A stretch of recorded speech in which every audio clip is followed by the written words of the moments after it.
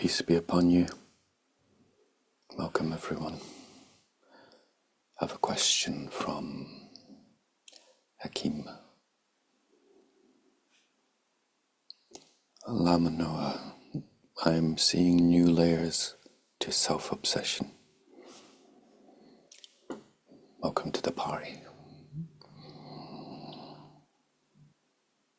As I shared on Sunday, it's quite amazing at the moment to be realizing new depths to renunciation and seeing more of samsara. However, right now there is also a tightness. I'm craving silence and to be on my own, and this is causing me to be impatient and an asshole. Mum could talk for Scotland, and the fact her son is constantly craving stillness doesn't make for a good mix. It's causing me to be distant and cold. This isn't all the time, of course, but I don't like the way I act one bit. I'm just attached to silence and wanting reality to be a certain way. It's just samsara in a different form. It's confusing though, as when I find the space, it's so good, better than anything. And it's helping me see that freedom is inside, but my attachment and wanting to reside there is an issue. And there's a lack of heart in all of this. Is this just attachment to shamatha, like you said? Of course I want to change so that I can be loving and kind in all my encounters. But I'm seeing that there is such an emphasis on me and my mental state. I see the necessity of moving to the heart. What can I do to help get off my precious self? I shall pray for help with this. Thank you.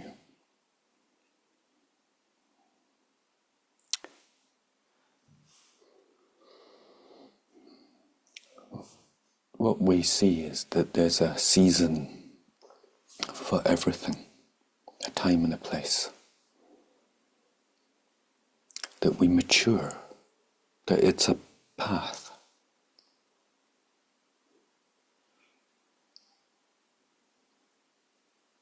Seems to be true.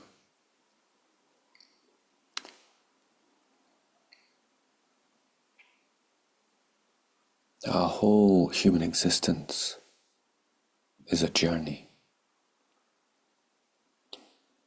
Think about how we have developed from a baby to a small child through our teenage years.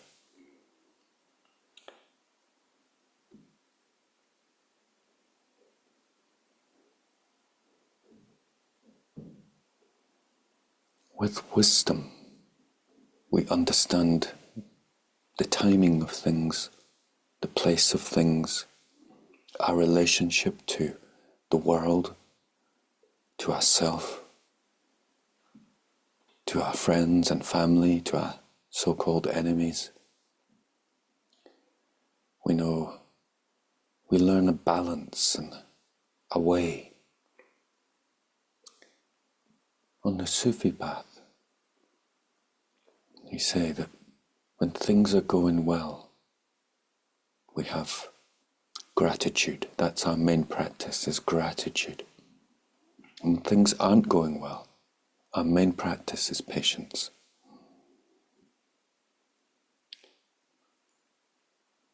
So we're not always going to be able to get what we want when we want. That's paradise. That's complete freedom. There's no obstructions to our wishes. We experience no suffering. So when we're suffering, when we have a difficulty, that's when we have to practice patience.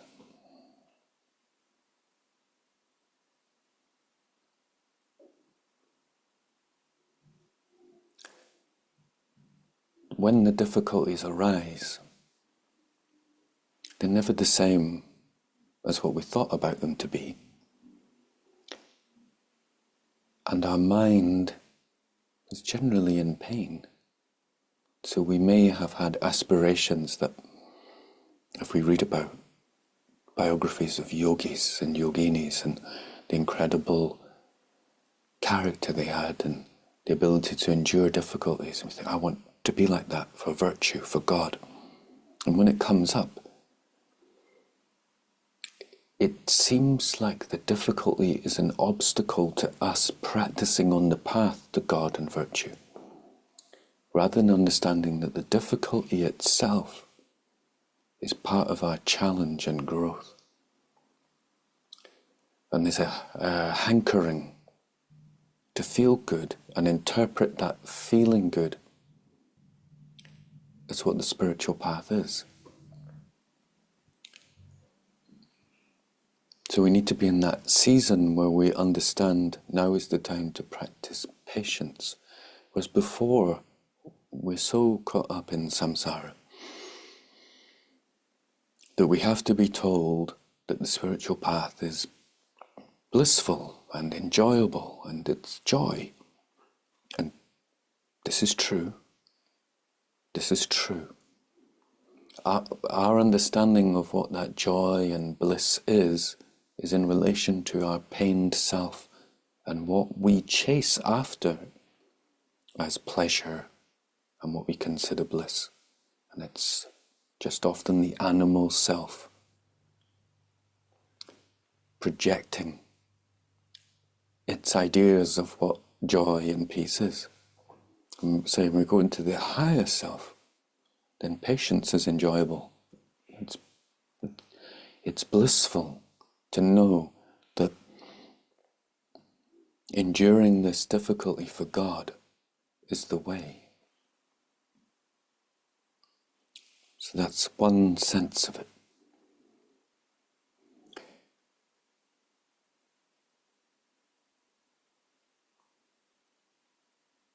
The other is managing our affairs.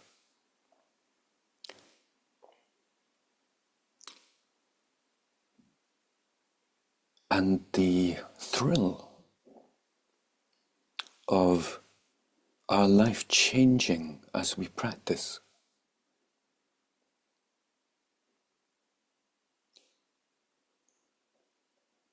You think what it's like when you start the path, the absolute uncertainty that, I'm going to give up going to parties for this. So your taste of the path is very small. So if you think about a really great week of practice, like the unbelievable peace that arises, the bliss, the joy, the love. And if you gave that taste to your previous self, your younger self, you'd drop everything immediately in practice.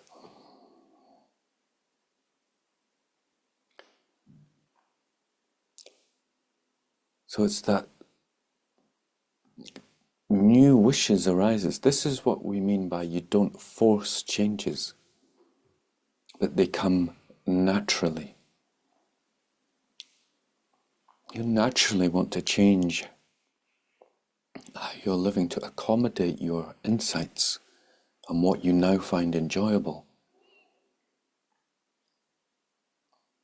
There's not many open yogis, enlightened beings who live in the center of a city, go to parties, drink alcohol, watch TV all day, gossip, and do the things that people do, which we refer to as the samsara or the dunya. They've changed according to their growth, the higher pleasures. Until you take the example of the Holy Prophet. After looking after his family needs, then he just spends all his time in prayer with his spiritual companions. transformed the whole culture he was in into Islam. The whole way of life into a different way of life. They didn't just stay the same, behave the same. They changed the law, they changed what activities people did. Instead of riding camels or maybe the camel races, to praying, then it's a higher pleasure. So you have to change your life according to your new spiritual needs. Then it's natural. Now, as you say, it would be unnatural to live as you first lived when you practiced the Dharma, like living in Edinburgh, going to parties, doing this, doing that. This is what we mean by we don't force it, by it's a steady practice. But when those changes come, your new needs, your new understandings of what happiness is, then you change accordingly. Now, it doesn't mean you can do it immediately, right? Life is still difficult. But you understand now that, as an adult, on the path, staying with your parents who don't practice the path officially, we can say, it's unpleasant. It's difficult. It's not enjoyable. Then you're presented with a really lovely and beautiful challenge that all people on the path are presented with. The balancing of suffering. It's, will I just live in a small place that's unpleasant, but I can practice God? Or will I stay at my parents'? It's convenient, but it's a hassle on another level, right? I mean, we need, depends on your season. I've met homeless people who are yogis. Yeah, in Edinburgh, that's being practiced on the street. Yeah, I remember them telling us about they're working on the chakras. This homeless guy on the bridges in Edinburgh. But he would rather be able to practice, but he'd have to be homeless than stay with his parents. You understand the point? If you are going to stay with your parents, it's going to be painful that you can't follow the practices that have taken you to this stage. So you have to, whilst you're there, you have to practice other things. You have to focus on other things. Patience being the main one. Loving and kindness. And the other thing that it highlights is that still how selfish we are. Now, overcoming our selfishness is profound. I mean, it's profound. There's many debates we see on the internet of people who think they're awakened and other people say they're not. It's still the ego. Yeah. It's easy to trick ourselves and delude ourselves. So don't put yourself down that we've got selfish needs. It's fine, like it's natural to be. The self-cherishing mind still kicking in. The whole path, everything we're doing, all the classes you come to, all the retreats, that is the work to erase it. And it takes time. It just does. It takes time. It's a path. It's not, you can't do this in a weekend. Like death, when it happens, it will be in the moment. But you can't go from 0 to 100 immediately.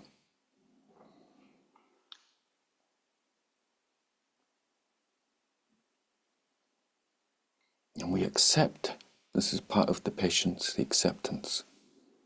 our limitations.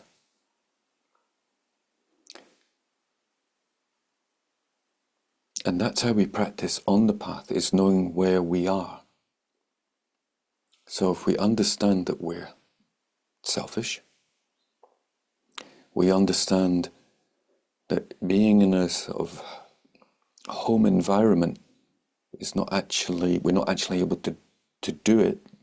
We're not actually able to really peacefully practice patience and abide there. We're not at that stage yet.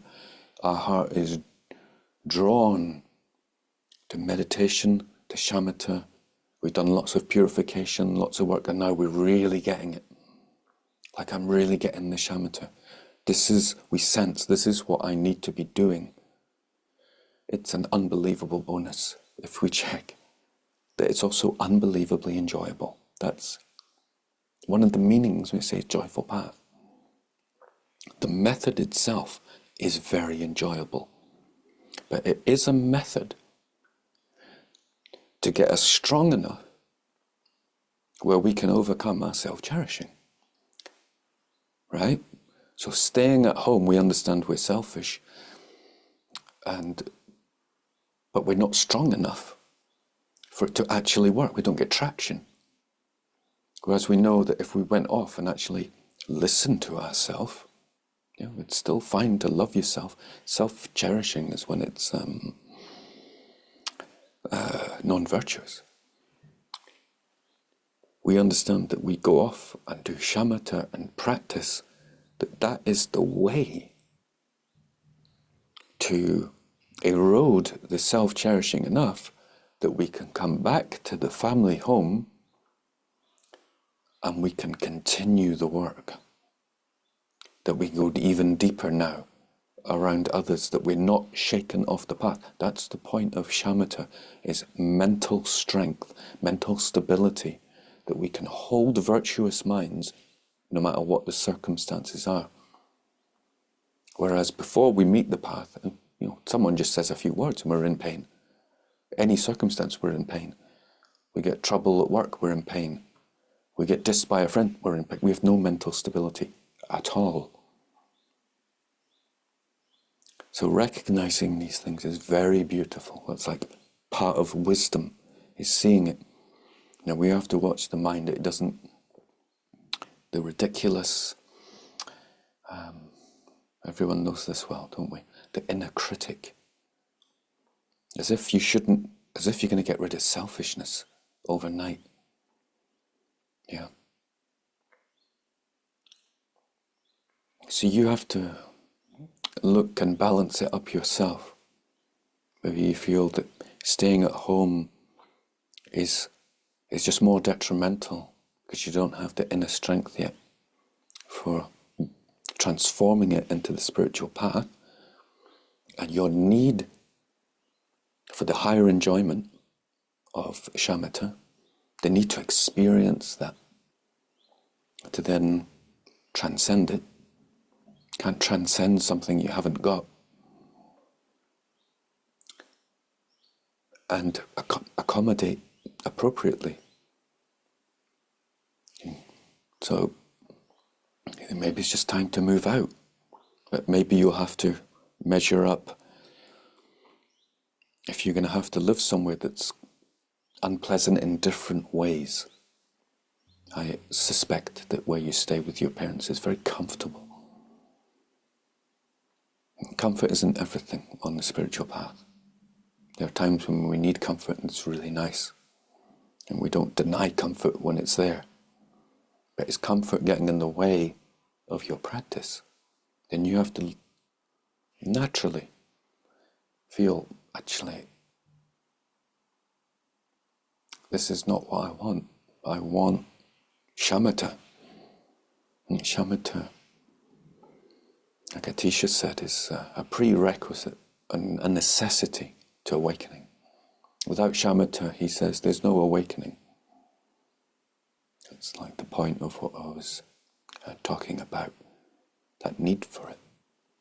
It's not the end goal, but it's an absolute necessity, an absolute needed tool to cut through the selfishness, because selfishness is so deep and profound.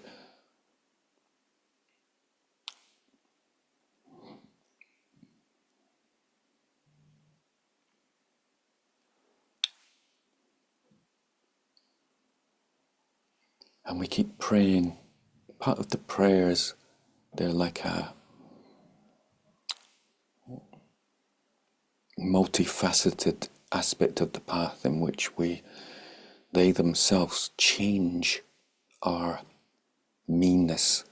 Even as we ask for our meanness to be changed, the very process of asking changes. And the power of prayer and intention we can see is really needed. Yeah. Just sit and doing breathing meditation doesn't cut through the me. We can see that we're doing everything, it's still for me. To cut through the me, the realization of emptiness. Again, it's the yogis and yoginis say that shamatha must be there. To be able to penetrate through and hold that. And you see the habit of the me coming up, that's the deepest habit.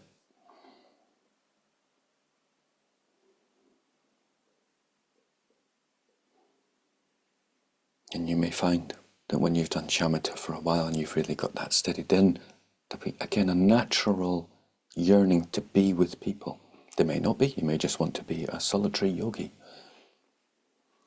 You may just want to live in nature because it's so enjoyable, and in being an enjoyment is wonderful, right? We're not against enjoyment. But we can see that, and we have to just be honest with whether it's the me, the selfish me, the ego me that wants to get everything right, doesn't want to admit that it wants enjoyment in meditation.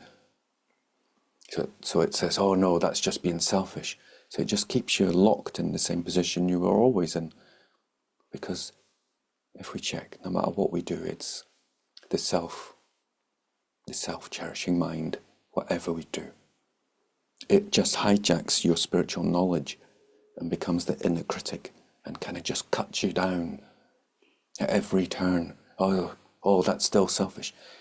It's important to know that it's still selfishness. It's like we don't have the expectation that the selfishness is going to go overnight, and of course it's still selfish. But you feel the thrill and the joy. It's like, wow, I love meditation. Like I'm in. And it's like, right, staying at this place here is an obstacle. I need to move from there. And I need to protect the beginnings of the Dharma jewel. If you want to be a doctor, you don't start operating on your mum and dad because you read a book, right? You have to go to university if you want to be like a really good doctor, maybe 10 years. You're not treating anyone in that time. Then you come out and you start treating people. You went off, this is the analogy, you go off and you learn shamatha, you learn to be strong in yourself, you learn all the tools, then you go in and you can be effective. So if you beat yourself up about the fact that you're selfish all the time, it's be like a trainee doctor going, oh, I can't heal people yet, I can't heal. Of course you can't. And that's why you're training. So I hope this is helpful in some way. Please let me know if it is. I need your feedback. And you can respond to what's said here, and maybe have more questions that arise. But please be gentle on yourself, everyone. And hopefully this makes sense to other people in the different timings and layers and aspects of the path and our journey. Always that sense of joy about what's happening, like in the insights, the knowledge, the different ways our path unfolds. It's just all beautiful. Like you're on the path, things are unfolding. It's a very beautiful perspective to have, rather than it's always problems. It's a new challenge is arising. It's important how we look at things like that. It's like a new challenge is arising. So may peace be upon you and your families. And thank you so much for asking the question. May God bless you all.